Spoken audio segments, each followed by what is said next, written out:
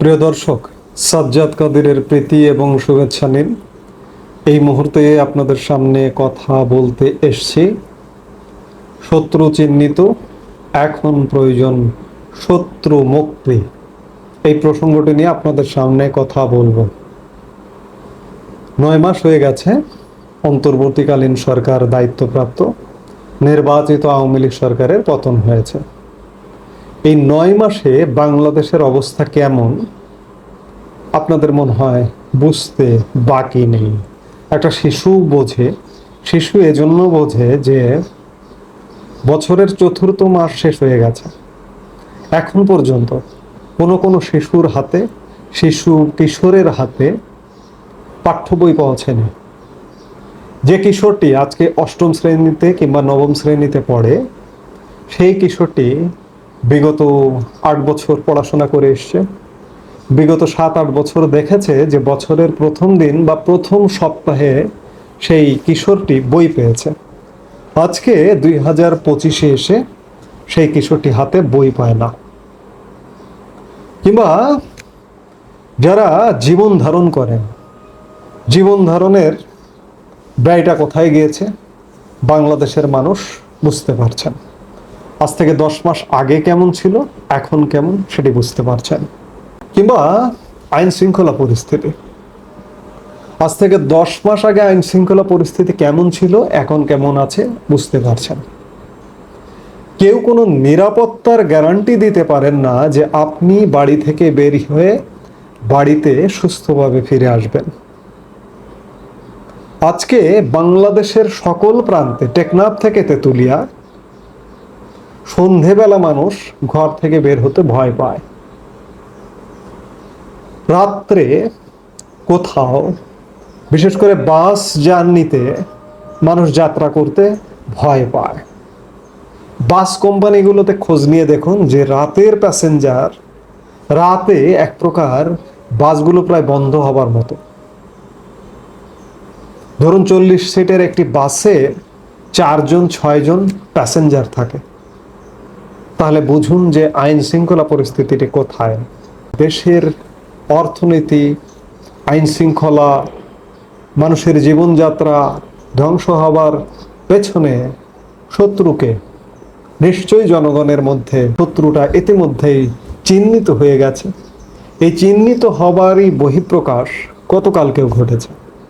বগুড়ায় এনসিপির একটি সমাবেশ ছিল, যেখানে উপস্থিত ছিলেন মুখ্য সংগঠক উত্তরাঞ্চল সার্জিস আলম। সেই সার্জিস আলমের উপস্থিতিতে তার বিরুদ্ধে সেখানে স্লোগান দেবার ঘটনা ঘটেছে এবং সেখানে সংঘর্ষের ঘটনা ঘটেছে। কেন? সার্জিস আলমরা যে দেশের শত্রু, গণবিরোধী, সেটি প্রমাণিত হয়ে গেছে। গণ অসন্তোষ থেকে তার বিরুদ্ধে সেখানে স্লোগান হয়েছে। অন্যদিকে গতকালকে কুমিল্লার মুরাদনগরে সমন্বয়ক থেকে উপদেষ্টা হওয়া আসিফ মাহমুদ সজীব ভুঁইয়ার বিরুদ্ধে মিছিল হয়েছে, সমাবেশ হয়েছে। কেন হয়েছে? এই গণবিরোধী কাজকর্মের একটা বহিঃপ্রকাশ। আজকে 9 মাস হয়ে গেছে, সরকার চলছে, নির্বাচনের কোনো খোঁজ খবর নেই। সরকারের ছত্রছায়া ছাত্রদের মধ্য থেকে একটি রাজনৈতিক দল গঠিত হয়েছে। এই রাজনৈতিক দলটি যেখানেই যাচ্ছে প্রতিহত হচ্ছে।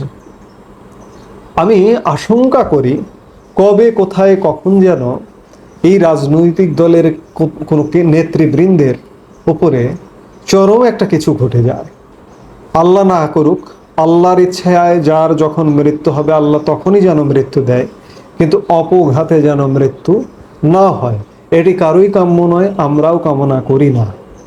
কিন্তু পরিস্থিতি যেদিকে যাচ্ছে, মানুষ ফুঁসছে এবং দিন আরও যত যাবে ততই মানুষ ফুঁসতে শুরু করবে। অবস্থাটা কিন্তু সেদিকেই যাচ্ছে। কারণ মানুষের কর্ম নেই, মানুষ খেতে পারছে না, মানুষ পড়তে পারছে না। অর্থাৎ আজ থেকে 10 মাস বা 1 বছর আগে যে সরকারটিকে ফ্যাসিস্ট বলে মুখে ফেনা তুলিয়ে দিয়েছে এই সরকার, বর্তমান অন্তর্বর্তী সরকার এবং এই যে ছাত্র সমন্বয়করা, সেই সরকারের আমলে মানুষ ফিল করছে যে মানুষ ভালো ছিল।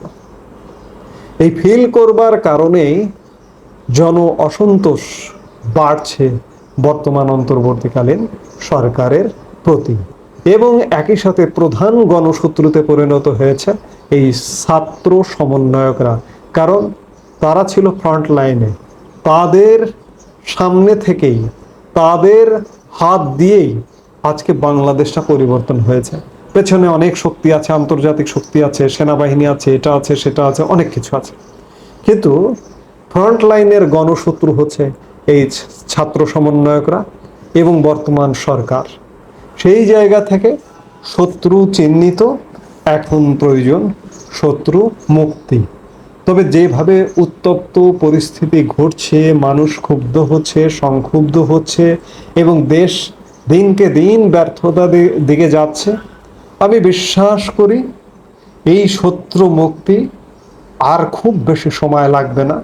আগামী কয়েক মাসের মধ্যেই বাংলাদেশ আরও ব্যর্থ হবে এবং এই ব্যর্থতা থেকে একটা বড় ধরনের ম্যাসাকারের ঘটনা ঘটবে, ঘটেই এই শত্রু মুক্তির ঘটনা ঘটবে বলে বিশ্বাস করি। এই মুহূর্তে এ পর্যন্তই। সবাই ভালো থাকুন, সুস্থ থাকুন। আমাদের ভিডিওগুলো নিয়মিত পেতে সাবস্ক্রাইব করুন Sajjad Kadir and the legends YouTube channel এবং লাইক, কমেন্ট, শেয়ার করে সাথে থাকুন।